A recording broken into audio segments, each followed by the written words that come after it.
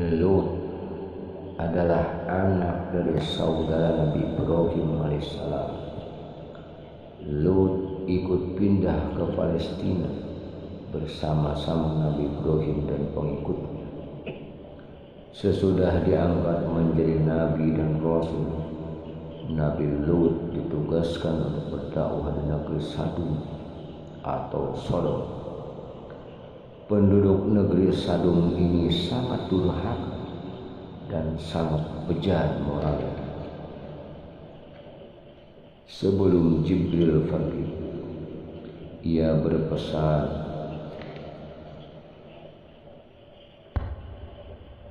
bangsa Sadum tidak menyetujui adanya perkawinan. Mereka menyukai laki-laki sama lelaki, dan yang perempuan menyukai sesama perempuan. Inilah kebiasaan bejat yang disebut homoseks dan lesbian. Jadi janganlah mengira homoseksual dan lesbian itu perilaku manusia modern. Ini sudah ada sejak dahulu kala dan sangat kuno. Bejat, mesum dan sesat lebih hina daripada binatang. Karena binatang saja hanya mau menggauli lawan jenisnya. Di samping itu mereka suka merampok dan menyambut, mencegat orang di tengah jalan untuk diambil hartanya, dan menculik para pemuda untuk diperkosa. Nabi Lut memberikan nasihat yang baik, tapi mereka tidak mau menerimanya, malah mengejek dan memaki-maki. Jika mereka diingatkan akan adanya hari pembalasan dan azab Allah yang sangat pedih, mereka malah menantang Nabi Lut alaihissalam dengan berkata, "Hai Lut, datangkanlah siksaan Allah itu. Hai Lut, sekiranya kau orang yang benar." Pada suatu hari ada 3 tamu lelaki datang ke rumah Nabi Lut alaihissalam. 3 lelaki itu wajahnya tampan dan kulitnya lembut. Adalah kebiasaan kaum Sadum untuk merampas dan merebut lelaki tampan dan perkasa untuk diperkosa. Nabi Lut pun khawatir jika ketiga tamunya akan mengalami nasib tadi seperti itu. Tidak berapa lama kemudian datanglah berbondong-bondong penduduk Sadum ke rumah Nabi Lut alaihissalam. Mereka berdiri di depan rumah Nabi Lut yang tertutup rapat. Mereka berteriak-teriak agar Nabi Lut menyerahkan ketiga tamunya. Nabi Lut heran, sebab tidak seorang pun tahu tentang adanya tamu yang hadir di rumah. Tentu ada yang jadi pengkhianat di dalam keluarga. Berkata Nabi, "Hei kaum, janganlah tamuku itu kau minta, biarlah anak-anak perempuanku yang kuberikan." Jawab kaum Sadum, "Hai Lut, engkau sudah tahu maksud kami. Kami tidak menyukai perempuan, kami hanya menghendaki laki-laki." Dengan sabar Nabi mencoba menyadarkan kaum bahwa tindakannya itu tercela. Namun kaumnya tidak mau peduli. Mereka tetap menuntut agar Nabi Lut menyerahkan tamu. Di saat yang genting itu, ketiga pemuda tampan tadi berkata kepada Nabi Lut, "Hei Lut, kami ini sebenarnya para malaikat yang diutus Allah. Tenangkanlah hatimu, mereka tidak akan membahayakan kamu. Jika hari sudah malam, keluarlah dari negeri ini bersama keluarga. Ingat, janganlah kalian melihat ke belakang." Maka keluarlah Nabi Lut dengan keluarganya melalui pintu belakang. Hari menjelang pagi, penduduk Sadum yang menunggu di depan rumah tak sabar lagi. Mereka mendobrak pintu rumah Nabi Lut alaihissalam.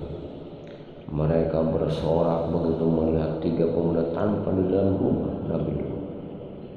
tetapi maksud mereka untuk membawa 3 pemuda itu tak kesampaian. Tiba-tiba sepasang mata mereka tak dapat melihat lagi. Mereka diajab hingga menjadi buta. Dan pagi-pagi sekali datanglah ajab Allah itu. Negeri Sadum ditimpa gempa bumi yang sangat dahsyat, dan kaum durhaka itu dihujani batu yang sangat besar dan banyak sekali, sehingga tidak ada seorang pun yang Nabi Lut bersama istri dan kedua anaknya mendengar gemuruh hancurnya negeri Sadum. Mereka terus berjalan tanpa berani menoleh ke belakang. Namun Nabi Lut tergerak hatinya untuk menolong. Maka istri Nabi Lut mendadak berubah menjadi batu dan musnah bersama penduduk Sadum yang durhaka. Sesungguhnya wanita itulah yang mengkhianati keluarganya, memberitahukan perihal kedatangan tamu Nabi Lut alaihissalam kepada kaum. Nabi Ibrahim mempunyai 2 istri. Istri pertama bernama Sarah, istri kedua bernama Hajar. Sarah melahirkan seorang anak laki-laki dinamakan Ishak. Hajar melahirkan Ismail. Sarah merasa kurang senang hidup bersama Hajar. Berkali-kali ia minta kepada suaminya agar Hajar dan anaknya dipindah saja ke tempat lain. Nabi Ibrahim tidak segera menuruti permintaan. Barulah setelah menerima perintah Allah, Ibrahim mengajak Hajar dan Ismail pindah ke Mekah. Ismail pada waktu itu masih menyusu. Ia terpaksa harus ikut kedua orang tuanya menempuh perjalanan jauh, perjalanan yang melelahkan. Hajar dan Ismail diletakkan di daerah yang tandus, padang pasir yang sunyi dan terik matahari yang menyengat kulit. Tak ada seorang pun kecuali mereka berdua.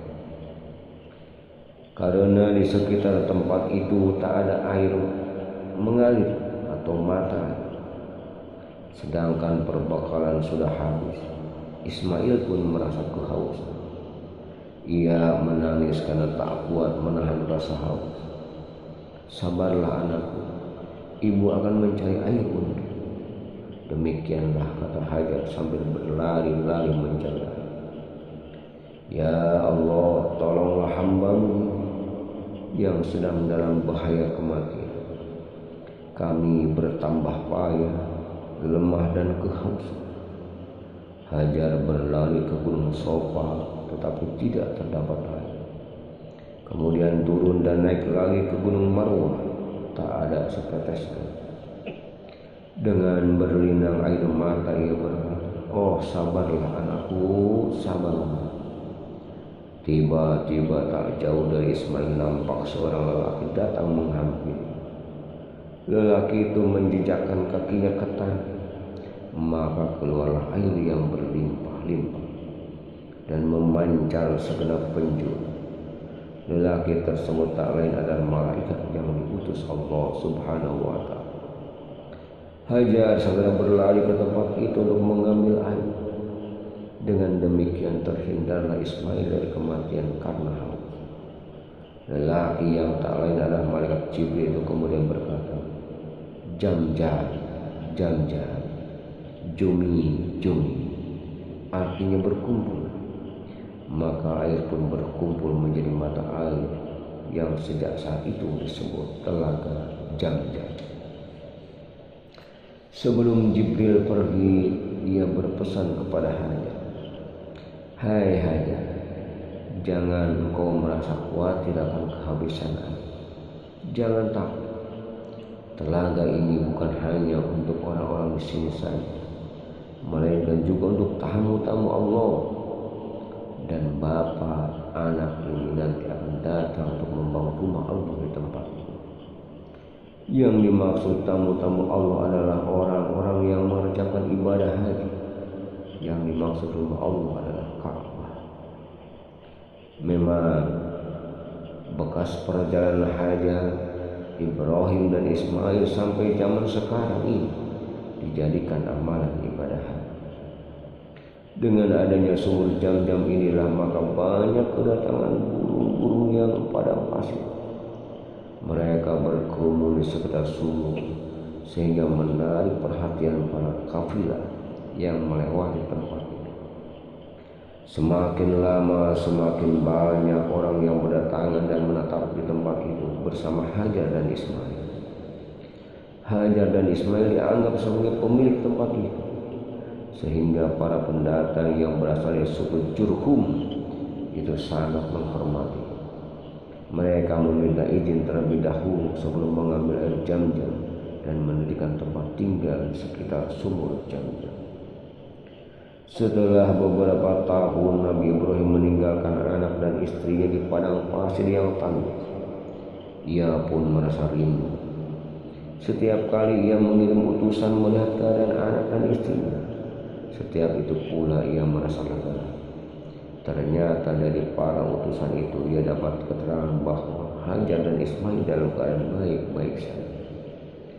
Anak dan istrinya dianggap pemilik dan pemimpin kaum di Mekah, karena istri dan anaknya itulah yang pertama kali menetap dan bertempat tinggal di sana. Demikianlah Ibrahim akhirnya tak dapat menahan kerinduannya yang selama ini terpendam. Ia berangkat ke Mekah dan bertemu dengan Hajar dan Ismail di padang Arafah. Anak dan istrinya sedang mengembalakan ternak yang cukup banyak. Ia merasa lega bercampur hati. Ternyata kehidupan istri dan anak tidak kurang suatu apa. Tampaknya malah serba kecukupan. Dalam perjalanan pulang ke Mekah, ketiga anak manusia itu beristirahat di Muzdalifah karena kelelahan. Perjalanan antara Palestina dan Mekah bukanlah jarak yang dekat, maka ia tertidur saking lelah. Dalam tidurnya yang hanya sebentar itu, ia mendapat wahyu melalui mimpi bahwa ia diperintah Allah supaya menyembelih Ismail. Ya, Ismail harus dikorbankan sebagai bukti tunduk patuhnya Ibrahim kepada Allah. Begitu terbangun ia berdebat. Ujian kali ini benar-benar berat. Ia begitu menyayangi Ismail, tapi Allah menghendaki anak yang sangat dicintai itu untuk dijadikan kurban. Betapa berat cobaan ini. Lama ia mendambakan anak sebagai penerus generasi. Ismail adalah anak yang pertama. Sebelumnya dari perkawinan dengan Sarah, ia belum dikaruniai anak, walau usianya sudah sangat lanjut. Kini setelah mendapat anak itu harus dikorbankan. Agak ragu, namun akhirnya ia menguatkan hati demi rasa cintanya yang lebih besar kepada Allah. Ia beritahukan mimpi itu kepada Ismail. Wahai Ismail, aku tadi malam diperintah Allah untuk menyerahkanmu sebagai kurban. Aku harus menyembelih. Sekarang bagaimana pendapatmu? Kata Ibrahim. Wahai ayah, sekiranya itu perintah Allah, maka laksanakanlah apa yang diperintahkan itu, dan aku akan tetap sabar dan ikhlas, jawab Ismail. Dikisahkan betapa iblis berusaha melintangi perintah Allah kepada Ibrahim, Hajar dan Ismail berkali-kali dibujuk agar tidak mau melaksanakan perintah itu. Namun ketiganya tetap melaksanakan perintah Allah. Godaan iblis yang demikian dahsyat tak mampu meruntuhkan iman mereka. Ismail dibawa ke atas bukit. Wajahnya ditutup kain putih. Pedang sudah disiapkan. Ketika pedang itu berada di atas leher Ismail, hampir menempel. Tiba-tiba tubuh Ismail diganti dengan seekor kambing yang gemuk. Malaikat Jibril yang melakukannya. Dengan demikian selamatlah Ismail dari penyembelihan. Allah berfirman kepada Ibrahim, Hei Ibrahim, kau sudah melaksanakan perintahku dengan ikhlas. Dan sekarang sebagai gantinya aku berikan binatang ternak untuk sembelih. Ini adalah cobaan yang sangat besar. Peristiwa itu terjadi pada tanggal 10 Zulhijjah di Mina. Hingga sekarang dirayakan umat Islam sebagai hari raya kurban. Umat Islam yang melaksanakan ibadah haji juga melakukan kurban ini di Mina sebagai penghormatan atas Nabi Ibrahim alaihissalam.